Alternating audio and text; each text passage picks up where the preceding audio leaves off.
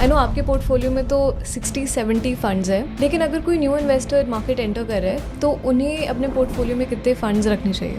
I think आप 3-4 funds के साथ स्टार्ट कर सकते हो. तो वो कौन से 3-4 फंड है जो आप रेकमेंड करोगे? So I will definitely recommend.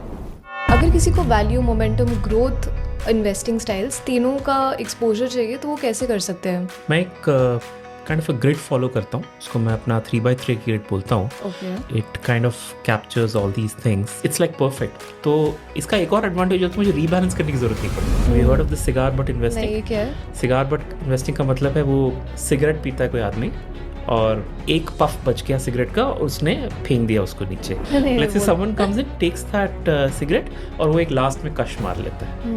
तो उसको फ्री में ही is got a smoke. So basically it means you buy a company which is so cheap that there is no way that you will not make some money out of it. Got it. कुछ ना कुछ तो मिल ही जाएगा. कुछ ना कुछ तो मिल ही जाएगा. So that is called cigar but. तो लोग ऐसे ही शुरू करते हैं. मैंने भी ऐसे ही शुरू किया. पीपल स्टार्ट चेजिंग फंड्स कि ओ ये अच्छा कर रहा है, let me buy this particular fund. उससे घटिया स्ट्रैटेजी नहीं हो सकता. It doesn't work. ट्रू. ये इनमें से कुछ फंड्स तो हमने लिए एग्जाम्पल के तौर पर. अगर किसी को अपने पोर्टफोलियो में कुछ फंड्स डालने हैं पूरी लाइफ के लिए, ओके. उनको होल्ड ऑन करना है, तो वो कौन से फंड्स होंगे?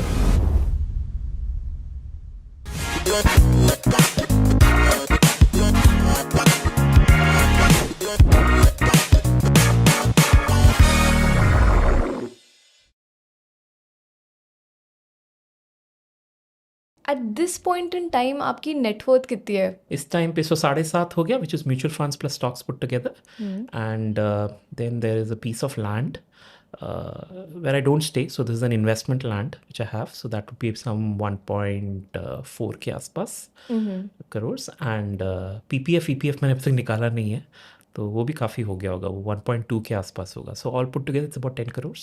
That is insane.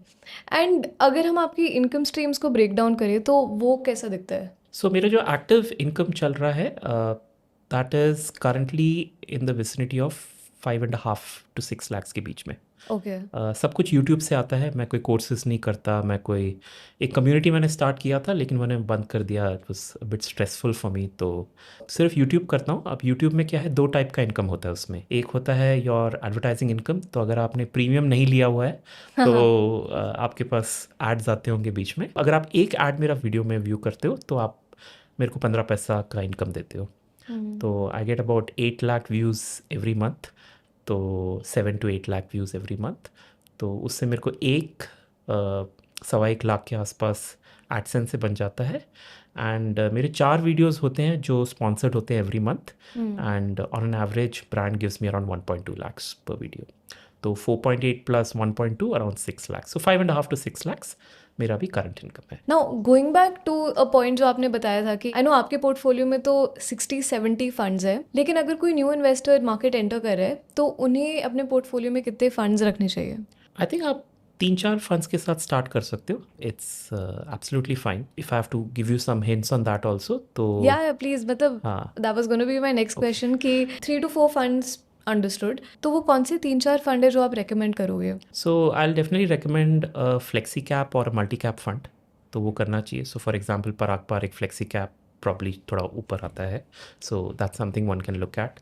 Second, I would definitely invest in a small cap kind of a fund. Because जैसे मैंने बोला वो पराग पारिक फ्लेक्सी कैप थोड़ा लार्ज एंड मिड की तरफ ज़्यादा है. There is nothing on the small particular part. तो एक dedicated fund for small caps. Third fund I would put as a momentum fund. So I would probably put it into a Nifty 500 Momentum 50 fund. And last आप एक NASDAQ kind of a fund भी देख सकते हैं. Okay. If you really look at it, मतलब there is ऐसा नहीं कि मैंने थोड़ा हवा में बोला ये. There is a logic behind each of this. मतलब एक एक अगर आप फंड का थ्योरी समझेंगे ना, you will see how diversified things are becoming. So for example, Parag Parikh Flexi Cap, you get a nice large cap and a mid cap kind of setup there. ऊपर से जो CIO है उनके राजीव ठाकर, वो ज़्यादातर growth and value, थोड़ा value side में ज़्यादा देखते हैं. वो थोड़ा ब्लेंडेड होता है बट थोड़ा वैल्यू का आपको उसके अंदर झलक मिल जाता है. So that's one reason. Second, मैंने मोमेंटम फंड्स के बारे में बोला था. मोमेंटम में वैल्यू कुछ भी नहीं होता है. Momentum is all about growth most of the time. Right. तो आपको कि मार्केट किस तरफ जा रहा है। हाँ मार्केट किस तरफ जा रहा है। तो अगर रन अप हो रहा है ट्रांसफॉर्मर स्टॉक्स के अंदर, तो मोमेंटम में आप देखोगे यार 2-3 ट्रांसफॉर्मर स्टॉक्स आ गए हैं। सिमिलरली अगर हॉस्पिटल बढ़ रहा है उस टाइम पे, तो उसमें आप देखोगे कि hospital stocks are there. So growth जिस तरफ है मोमेंटम उस तरफ खींचता है। तो आपको वैल्यू मिल गया थोड़ा सा, आपको ग्रोथ मिल गया थोड़ा सा। अब प्रॉब्लम क्या है इन सब में, आपके पास ज़्यादातर लार्ज एंड मिड कैप्स है, आपके पास स्मॉल कैप नहीं है। तो आपने एक डेडिकेटेड फंड ले लिया स्मॉल कैप के लिए। So you can look at any actively managed fund also or index fund also for small caps. May be you can explain this थोड़ा विजुअली, मेरे को फुल्ली समझ नहीं आ रहा है। अगर तो हमें लैपटॉप खोलना पड़ेगा मुझे। लेट्स डू इट, अगर किसी को value, momentum, growth, investing styles तीनों का एक्सपोजर चाहिए तो वो कैसे कर सकते हैं? मैं एक kind of a grid follow करता हूँ, उसको मैं अपना 3x3 ग्रिड बोलता हूँ। Okay. It kind of captures all these things. Can you see an excel sheet Arnima? Yes. Okay great, ठीक है। तो पहले 3 बॉक्सेस बनाते हैं एंड कॉन्सेप्ट ये होता है, जब एक अच्छा पोर्टफोलियो आपको अपने लिए क्रिएट करना पड़ता है तो सिर्फ 2 वेरिएबल्स आप ध्यान रखिए। नंबर 1 इज़ कि एक अच्छा बैलेंस होना चाहिए between large caps, mid caps and small caps. That's the first thing we look at. And the second thing is कि there are different styles of investing. जैसे आपने बोला ग्रोथ स्टाइल है, वैल्यू स्टाइल, मोमेंटम स्टाइल है। So it is my belief कि अगर आप थोड़ा ध्यान से अपना पोर्टफोलियो बनाएं तो आप एक अच्छा स्ट्रॉन्ग पोर्टफोलियो बना सकते हैं जो इन सारी चीज़ों का ध्यान रखता है। Okay. So how do we do this? तो एक तरफ हम अपने सारे जो साइज़ है, मार्केट कैप्स हैं, उसको कवर करेंगे। So we have large cap, mid cap, small cap. तो ये अपना एक तरफ हो गया। एंड इस एक्सिस पे जो हमारा एक्स एक्सिस है, यहाँ पे we'll put in all our different styles of investing. Okay. So what did we say? We have the growth style of investing, value, value momentum. And momentum. इन boxes के अंदर कुछ ना कुछ फंड को फिट करना है, राइट? ठीक है। So let's go with some examples that we took. सबसे पहले हमने पराग पारिक का बोला था, तो कहाँ फिट करना चाहते हो बताओ? Large cap value, okay let's put it here. पर वो थोड़ा मिड कैप में भी आता है तो। हाँ लेकिन हल्का सा आता है। हाँ। तो यू कैन थोड़ा सा आप लिबरल हो सकते हो, कोई बात नहीं। ठीक है, ठीक है। बट ठीक है, अगर इसको करना है तो दोनों में भी कर सकते हो, it's not a problem. Okay what else? Give me some momentum fund that you are aware of. Motilal Oswal. हाँ मोतीलाल ओसवाल के पास 2-3 टाइप के हैं। एक उनके पास है एक निफ्टी 200 मोमेंटम 30 फंड होता है, right? This is where I first started investing. This was the first momentum index fund that got launched in India. Really? हाँ आई थिंक यूटीआई लेके आया था way back in April of 2021 wow. और Feb of 2021। I think I invested in April onwards and पिछले 4 साल में not bad, I think 18% हुआ है over this thing. So then mid and small, let me volunteer one. So there is a very long fund, it's called the Mirai Asset Nifty Mid Small 400 Momentum ओ भाई, काफी लंबा नाम है। Quality। अरे अभी तो आधा भर ही हुआ भर के डाल दिया है है नाम 100 में। इंडेक्स फंड, ठीक है। तो नाउ तो आपने अपना मोमेंटम बॉक्स को पूरा कवर कर लिया। सो congratulations. Now let's go into growth. Let's go. Growth, let me volunteer something. ICICI Pru Blue Chip Fund, correct? So HDFC Mid Cap. Okay, small cap you can take Nippon India Small Cap Fund. Value, value. ये सबसे मुश्किल सवाल है वैसे। Yeah. Value में mid cap and small cap सोचना। So there is no prominent fund like that. तो आप एक ऑल्टरनेटिव ले सकते हैं which is your Nifty 500 value 50 fund. Got it. जो हमारा क्वेश्चन होता है ना कौन सा फंड चूज करें, मैंने इसको सिंक्रोनाइज कर दिया बोल के कि भाई ये 7-8 फंड है, this is what I am interested in. But ये तो हो गए in terms of approaches of investing. इसके बाद भी I am sure there are so many others जो इस मैट्रिक्स में फिट हो जाएंगे, Correct. But there are other criteria which lead you to select those and not some other fund ना। हाँ we'll come to that also. There's not too much to think about। जितना लोग सोचते हैं कि अच्छा, ओके। स्टैटिस्टिक्स में चले जाते हैं, आर स्क्वायर क्या है, ओवरलैप क्या है एंड ऑल दैट स्टफ, उतना सोचने की ज़रूरत नहीं पड़ती। I share some data on that also, but let's finish this also. I mention large, mid and small cap. Now the next step is इसको डिफाइन करना कि आप कितना प्रपोर्शन लार्ज कैप में रखना चाहते हो, मिड कैप में रखना चाहते हो, स्मॉल कैप में रखना चाहते हो। And the same thing you do for your styles of investing. Okay. So for large cap, again, my comfort is at 50% in large cap, 25% in mid cap, and 25% in small cap.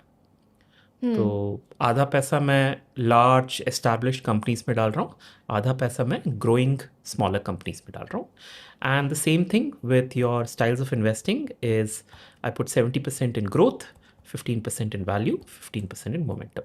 ये थोड़ा सा 19-20 हो सकता है, it's not a problem, even for large mid and small ऊपर नीचे हो सकता है, but eventually what I have seen Arunima is everything counter balances with each other. तो अगर मैं आज देखूंगा और एग्जैक्टली 1 साल के बाद देखता हूँ ना, कोई ज़्यादा फ़र्क नहीं होता है। I am telling you, last 3-4 साल से मैं कर रहा हूँ अभी, इट्स लाइक परफेक्ट। तो इसका एक और एडवांटेज होता है, मुझे रीबैलेंस करने की ज़रूरत नहीं पड़ती। हाँ, मैं वही पूछने वाली थी, ये जो 17-15-15 है, करेक्ट। मतलब आप कितना इसे चेंज करते हो या इसको वैसे ही रहने देते हो? Rarely okay. रेयरली। एंड मेरे केस में मुझे रीबैलेंस क्यों नहीं करना पड़ता, बिकॉज मेरा इनकम तो हर महीना मेरे पास आ रहा है, that 5-6 lakhs which keeps on coming, I am getting money, expenses काट के भी काफ़ी बच जाता है।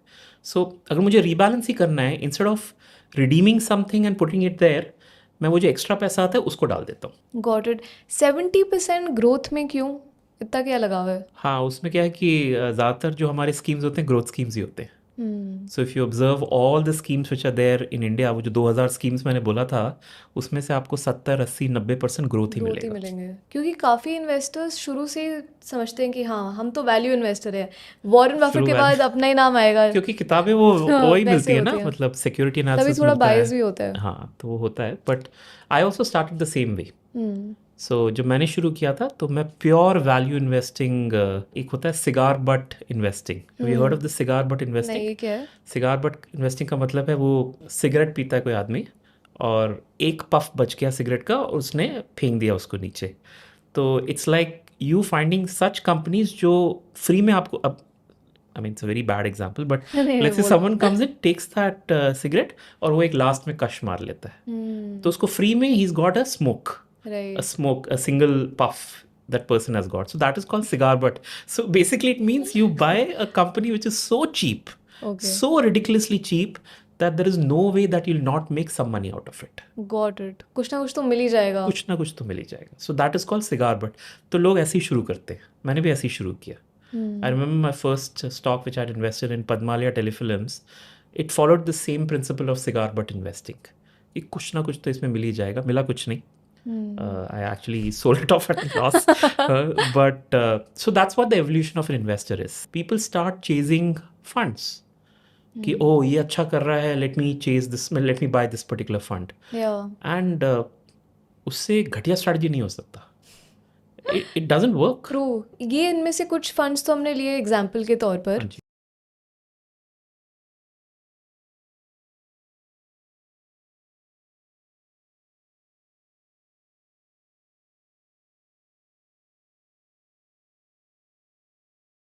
Investment in securities market are subject to market risks. Read all the related documents carefully before investing. Please read the risk disclosure documents carefully before investing in equity shares, derivatives, mutual fund, and or other instruments traded on the stock exchanges.